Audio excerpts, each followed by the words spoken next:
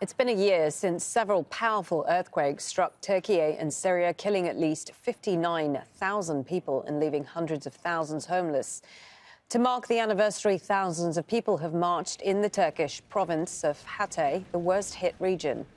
Demonstrators chanted, "We won't forgive, we won't forget." They say the government did not act quickly enough in the immediate aftermath of the disaster.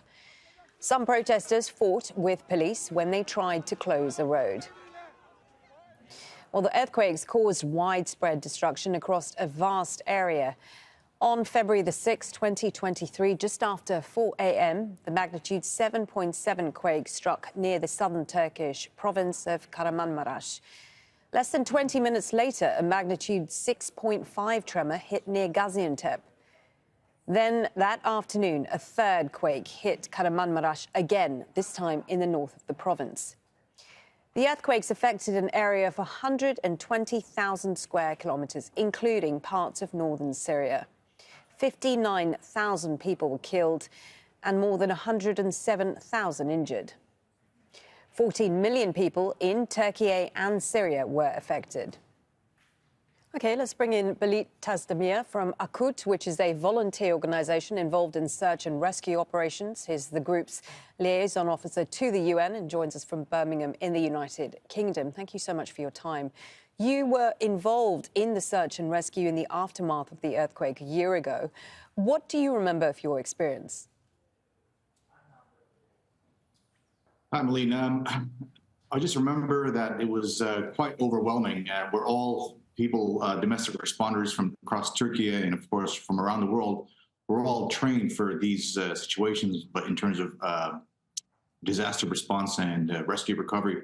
However, what we remember is, of course, the extreme temperatures that were very below freezing, and the vast geography across which the damage had spread. And at first, it was really overwhelming to take in how widespread the damage was, and across 10 provinces, like you said in your report. And that's what we remember in terms of trying to comprehend how widespread the damage was. And how challenging is it, in your experience, to rebuild after an earthquake of this kind of magnitude? I mean, we heard from the Turkish president in the aftermath promising to rebuild more than 300,000 homes by now. But we've been hearing in our reporting many survivors still living in shipping containers and tents. That may be so. I mean, I can't speak to the implementation of government's policies, but when we walk around the area, whether it be Kahramanmaras, Hatay, or Gaziantep, it's usually a mixture of progress. You will see parts of the cities that are completely flattened because the buildings have been removed and the recovery efforts have been completed. You'll see camps that have been set up by the National Emergency Management Authority, AFAD, and you'll still see areas that are still waiting to be torn down. So it's because it's such a vast geography.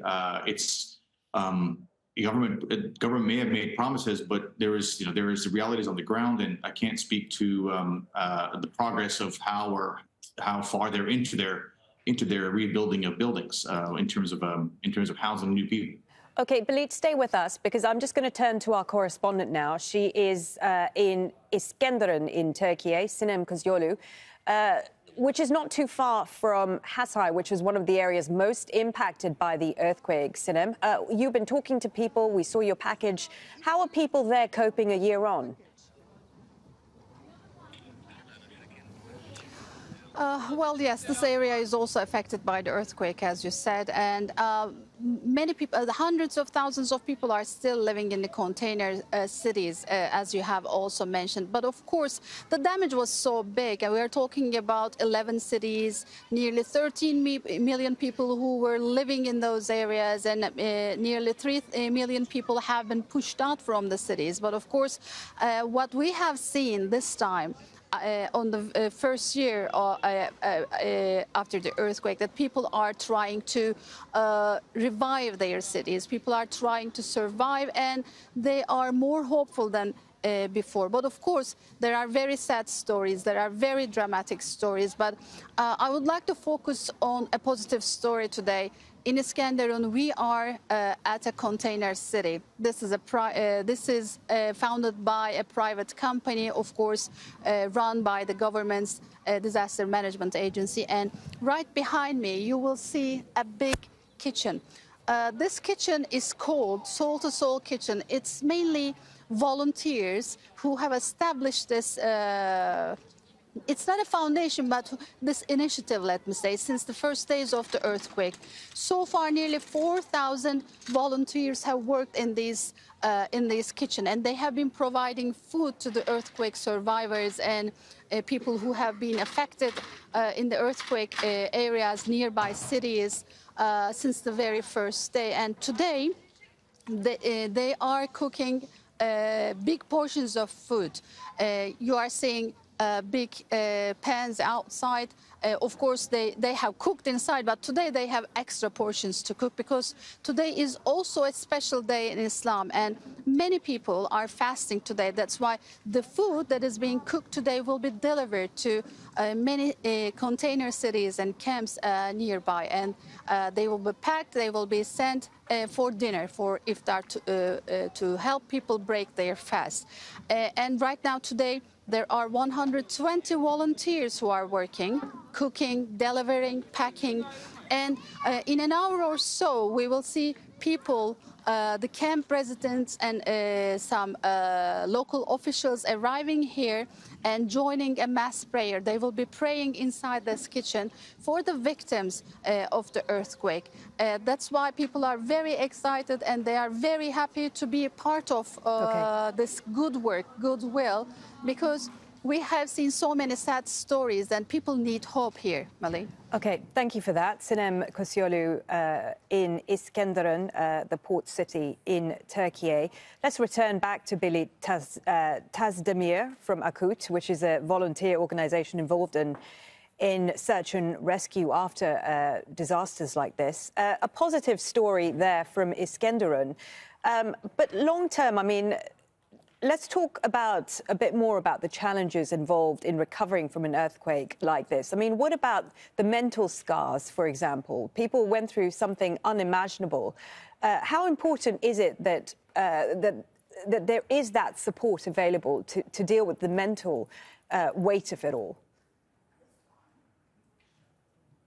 It's actually quite important because, I mean, just like we heard in the report there, no matter how devastating the earthquake and its aftermath was, what's also remarkable was that this whole event brought out the best of people, and that is a very important emotion and motivation to hold on to during the recovery efforts, because no government or no organization is going to get it right. People do what they can in the most dire of circumstances, and it is just and it's very important that these positive stories come out and to encourage others to be able to see that we can also do this, and recovery is possible no matter how long or short it might last, because on the back of devastation, on the back of such of these devastating stories that we heard last year, it brought out the best of humanitarian action and response, and this is one of them.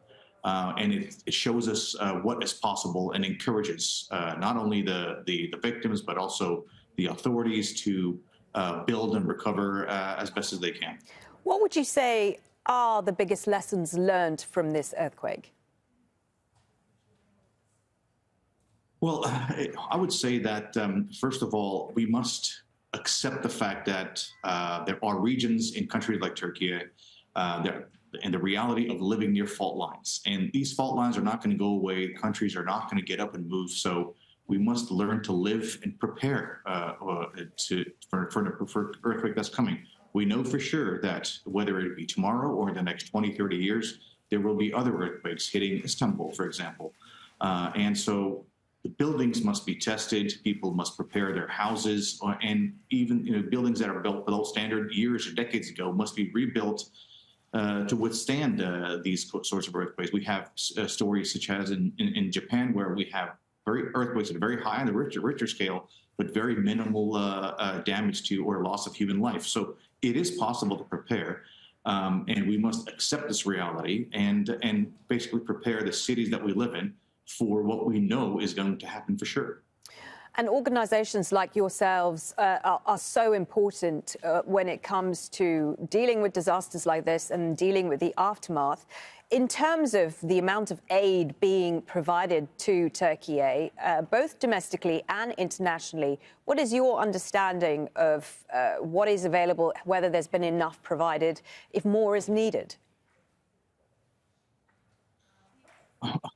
This is kind of there's a little bit of a paradox of humanitarian response because immediately after the event happened, we were overwhelmed by the amount of aid that was pouring in domestically and internationally to the region, insofar that we're not able to process them properly and distribute them timely sometimes because it was so much.